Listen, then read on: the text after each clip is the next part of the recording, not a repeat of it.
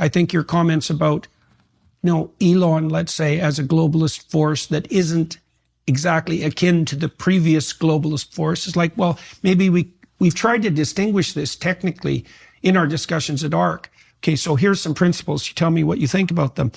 Policy that requires force and fear is indicative of, it's at least suboptimal and it's probably tyrannical. So that one of the ways you determine whether a policy is acceptable is whether or not it's invitational, right? And so it'd be like, I make you an offer and hopefully you're on board voluntarily, which would make you a much more efficient participant as well. And even if you're not fully enthusiastic about it, you can't think of a better alternative that you would lay claim to, right? So it's like, you can imagine if we're going to negotiate reasonably, we might say, well, we're going to be duty bound to accept the best offer we can conceive of, right? I mean, hopefully it'll be one that also fills you with enthusiasm, but in the absence of that, at least you won't be able to think of a better alternative. So no power, no force, no fear, right? And then the other thing that we've toyed with, let's say, or played with is the idea that not only does the vision of the future have to be invitational, there has to be an element of play about it, because I studied play fairly deeply neurophysiologically, and play is a really interesting motivational state because it's very fragile. It can be disrupted by almost any other motivational state.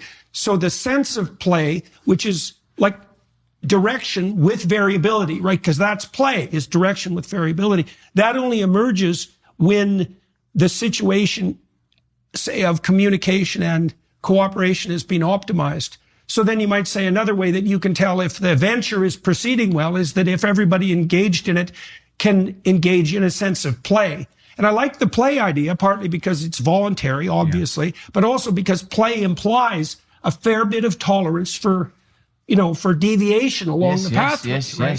for vicissitude.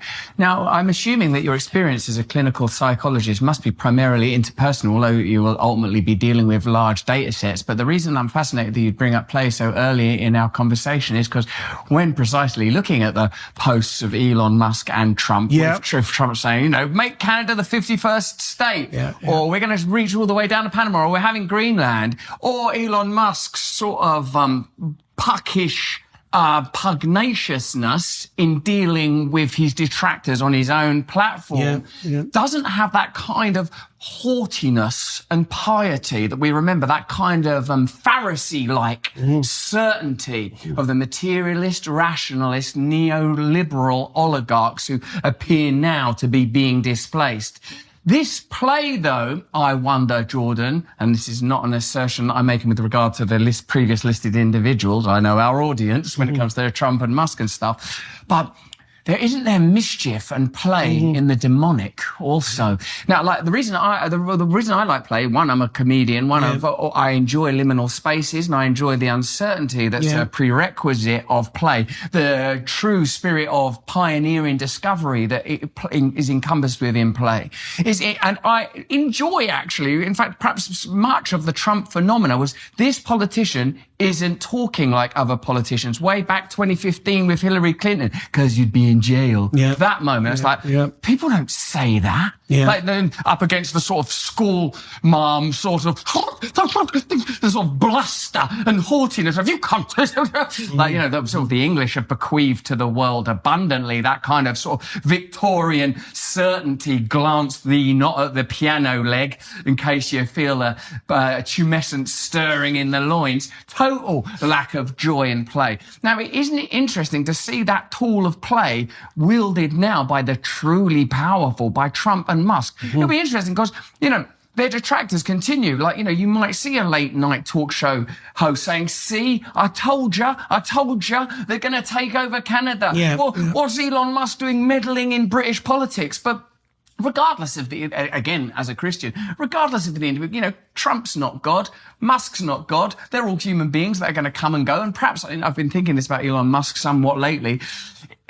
Is there a point where order of magnitude alters essence, i.e., is not Musk just a reiteration of Murdoch? Because, Tony Blair used to kowtow, bend the knee, go on holiday to ensure that Murdoch would support his new Labour movement. It was understood that Thatcher required Murdoch. It was understood that if Murdoch unleashed an ocean of ink against an opposition party, the government would remain in power.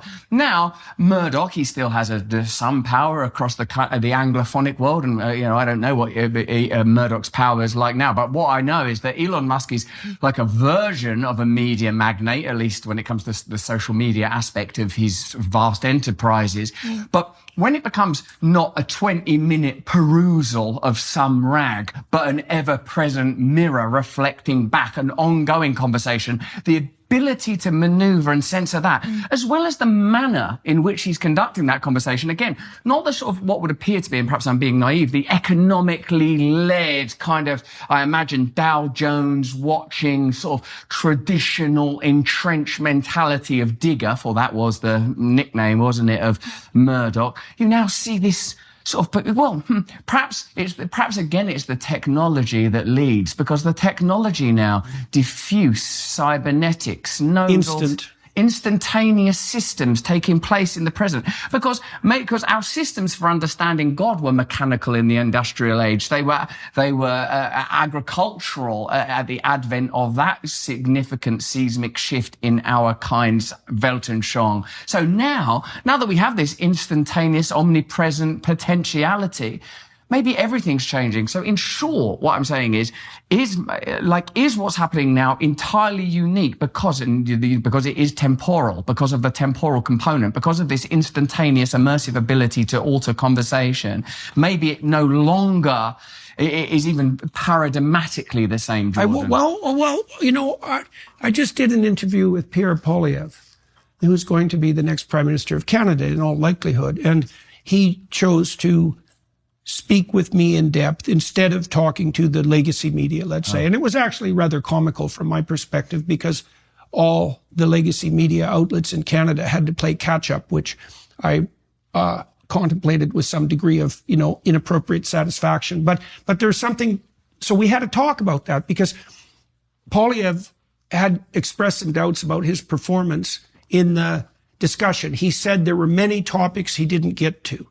And so we talked about that. And I said, well, the long form podcast format can't be manipulated a priori successfully, because if you come to the podcast with a set of talking points and you stick to your script, you're going to get, first of all, no one will watch you. And I've seen this with political figures. This isn't a guess. I know this is the case. No one will watch you and all the comments will be negative.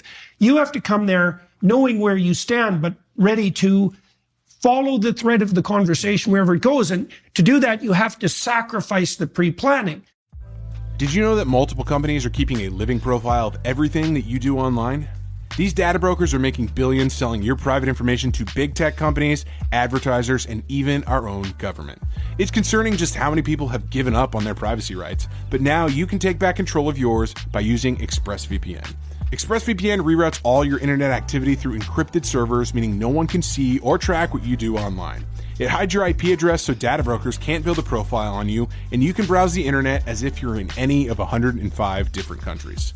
Both our hosts and production teams here at the Daily Wire use ExpressVPN to reroute all their activity through secure, encrypted servers and hide their IP addresses. That means no one can track them or build profiles on their behavior. ExpressVPN is also incredibly user-friendly. One tap to connect and it works across all devices, your phone, tablet, TV, desktop, protecting up to 8 devices at the same time. Your entire family can stay protected without any hassle. And right now you can get an extra 4 months free when you use our special link. Go to expressvpn.com/Jordan and get 4 extra months of ExpressVPN. That's expressvpn.com/Jordan today.